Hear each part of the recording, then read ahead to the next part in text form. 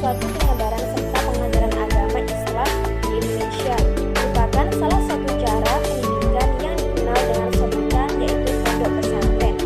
Kemudian pula ada seseorang yang berpendapat bahwa sejarah pendidikan di Indonesia itu dimulai dari institusi swasta yang telah diberlakukan di lingkungan pesantren berupa padepokan.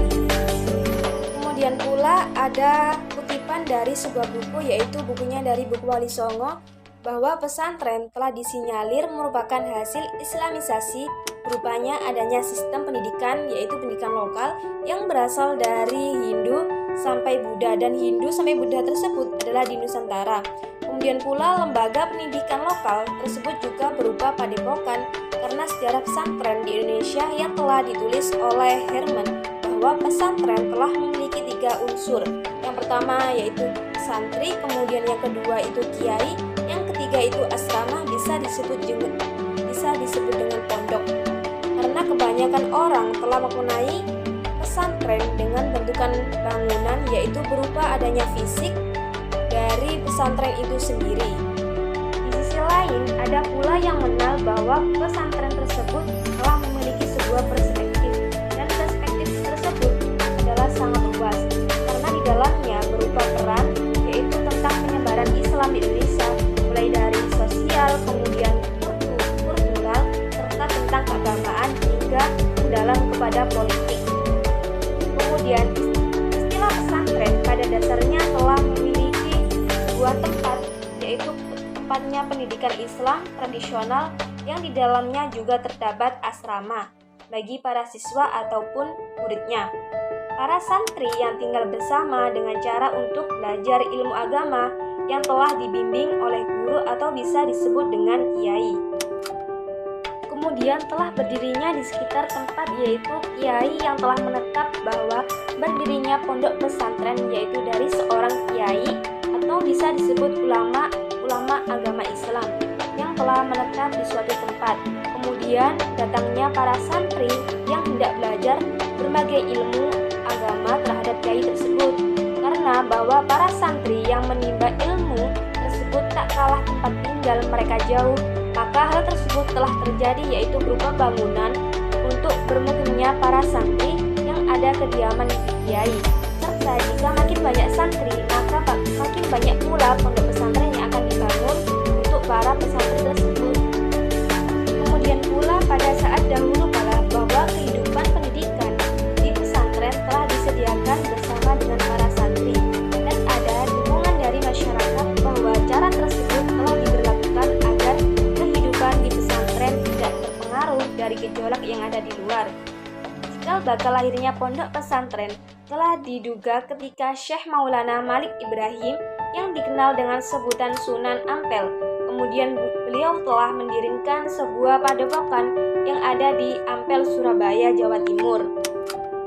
Padepokan tersebut masih belum bisa disebut dengan pesantren, tetapi dengan tindakan Sunan Ampel merupakan dari suatu peletak dasar-dasar pendidikan pesantren yang ada di Indonesia.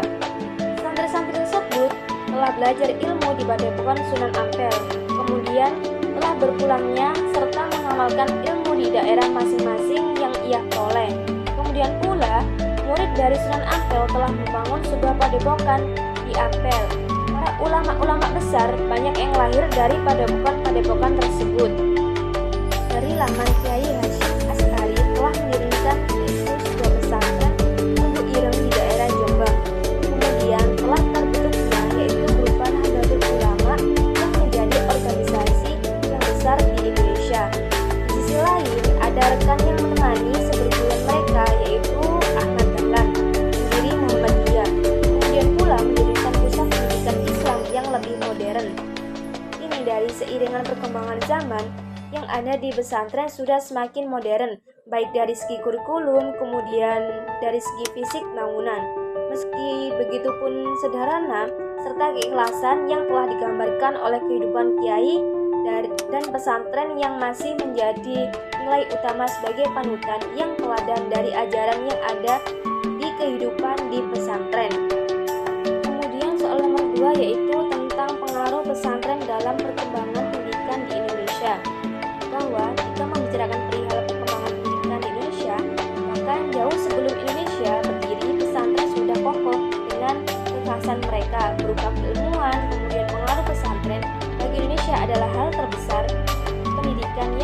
berlangsung berabad-abad lamanya. Kelahiran tokoh dari rahim pesantren telah menjadikan bukti bahwa kemampuan pendidikan ala pesantren di tanah merupakan model pendidikan pesantren yang dicangkok dalam pendidikan formal. Tetapi pesantren telah memiliki bukti-bukti bahwa pendidikan pesantren bukan hanya sekedar guru-guru saja, tapi bisa disajikan dalam bentuk metode yang telah diterapkan oleh kiai. Seperti halnya kiai yang telah dilihat oleh santrinya setiap hari, mereka bisa berinteraksi langsung setiap hari, baik seperti mengaji, kemudian atau sekedar menyaksikan kesehariannya dalam menjalani kehidupan.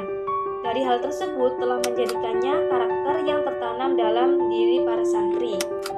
Adapun juga pengaruh dari sang alumni pesantren tersebut yang melakukan baik pergerakan untuk masyarakat ataupun intelektualitasnya yang menjadi rujukan bagi dunia akademik.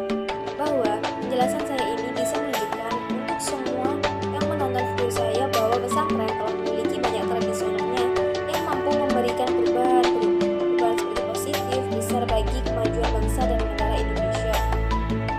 Adapun yang menjamurnya pesantren di berbagai penjuru Nusantara dengan ribuan santrinya yang tidak pernah surut bahkan terus bertambah dari waktu ke waktu. Pesantren-pesantren besar telah membuka cabang di berbagai tempat sehingga semakin besar pengaruh pesantren terhadap kemajuan Indonesia.